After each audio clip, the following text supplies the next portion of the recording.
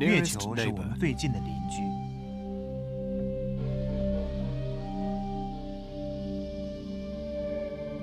也是我们在太空中的伙伴。与地球如此接近，因此我们派遣了12位太空人到月球探险，并安全返航。虽然月球只是地球的次级伙伴，但它却深深地牵动着我们。在朔或望时，海龟会上岸下蛋。涨潮的最高点也正是孵育新生命的最佳时机。月亮不仅影响生物周期的运行，也影响了潮汐来去及历法时间的变化。随着月球日渐的缓慢旋转，地球的一天由6小时拉长为现在的24小时。11年之后，月球将会把地球目前一天的小时数拉长至50倍。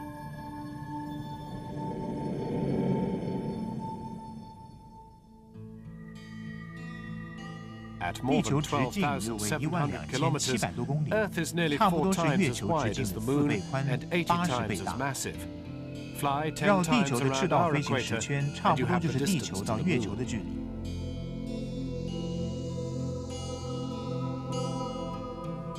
以下说明月球形成的过程。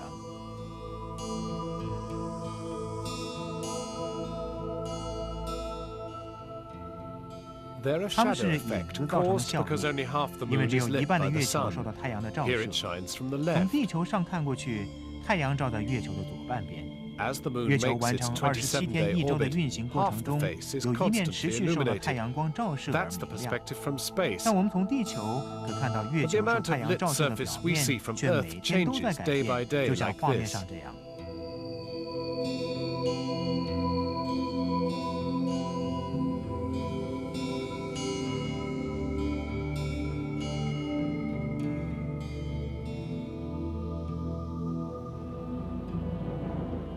虽然太阳也会影响海水潮汐的变化，但主要的作用力仍来自月球。月球引力作用使得涨潮与退潮的时间缩小至6小时。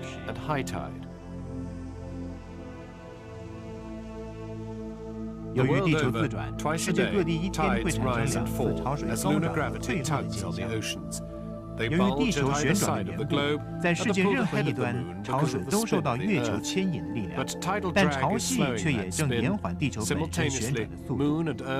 在这同时，月球和地球被拉分开来，到最后，地球将会以47天旋转1周的速度转动。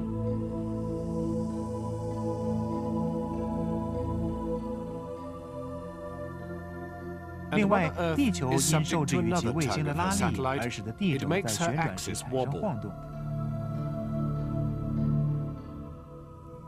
这样的周期持续了约26000年，也就是说，现在所见的北极星将不会与将来所见的北极星相同。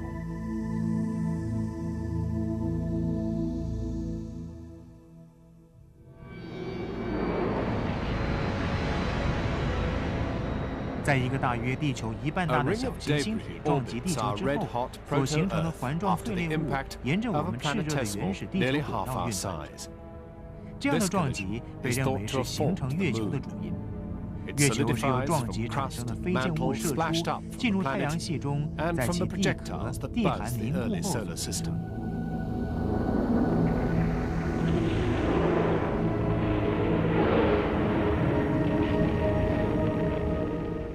进入月球诞生的初期，45亿年之后，仍旧可见到撞击后留下的痕迹。暗色的区域被称为月球上的海洋。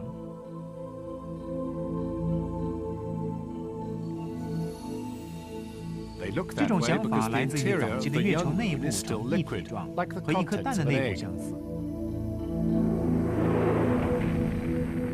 所以，当地壳被太空中的岩石敲裂开，月球表面的盆地区域便填满自地底下喷出的岩浆，凝固成一个黑色岩石的海。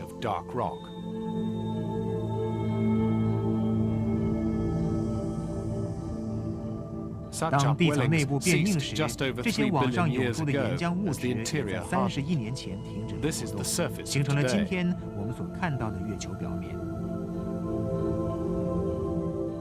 这些景象并非因为受到风或海水的侵蚀，期间也不见任何生物生长，它完整记录了一次又一次撞击后所产生的结果。新坑洞侵蚀旧坑洞而形成。在坑洞之内还可以看见较小的坑洞，这个坑洞直径90公里，布满了撞击的痕迹。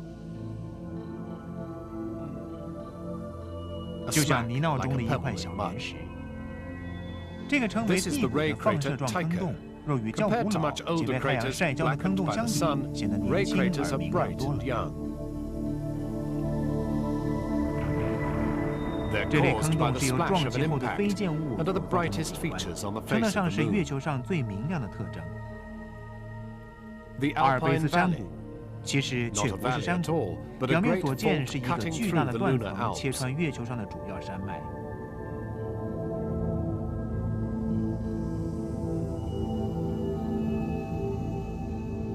较小的裂口则称为沟纹，这些沟纹可能就是古时岩浆流过的通路。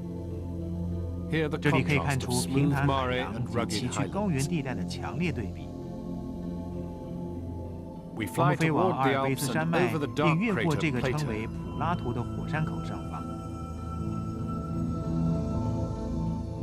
看到的是一片荒地、贫瘠、没有空气及生命存在的景象。白天温度上升至摄氏120度，到了晚上温度降至摄氏零下160度。在这里，地心引力只有地球的1/6。1969年，美国派遣太空人埃尔逊、阿姆斯壮及考林斯前往月球探险。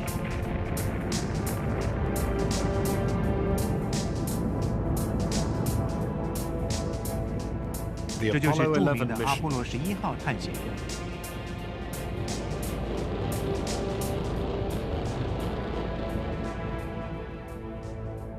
3天半后，太空船借助月球的运行轨道阿姆斯壮在火山口上方搜寻一个安全的降落地点。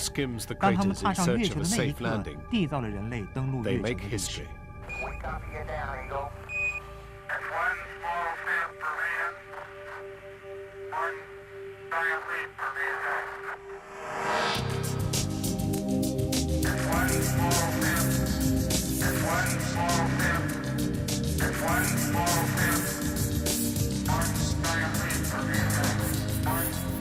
之后又发生6次阿波罗号太空船，创造人类史上重大的成就。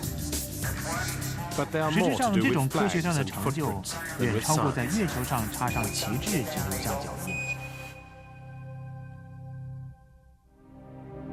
探险任务结束后，登陆船与指挥太空舱结合，就总是会坠毁到月球表面上。无数次的撞击巨响，就像是月球表面上的钟声般，显示有岩石不断地撞击到表面。月球是坚硬的，其中心核含有金属物质的重元素。太空人自月球上共带回了380多公斤的石头，显示这些石头若不是火山熔岩，就是行星撞击后的小碎片。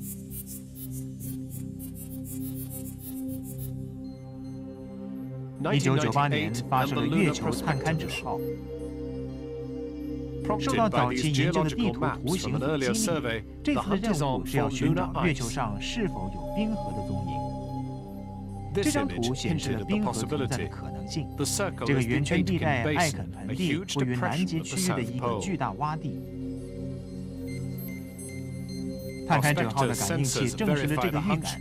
艾肯盆地存在数百万吨的水，冰冻与岩石中与在北极发现的奇迹类似。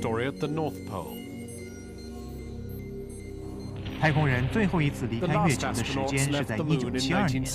如今，一旦证实月球上有水的存在，太空人还会再度登上月球的。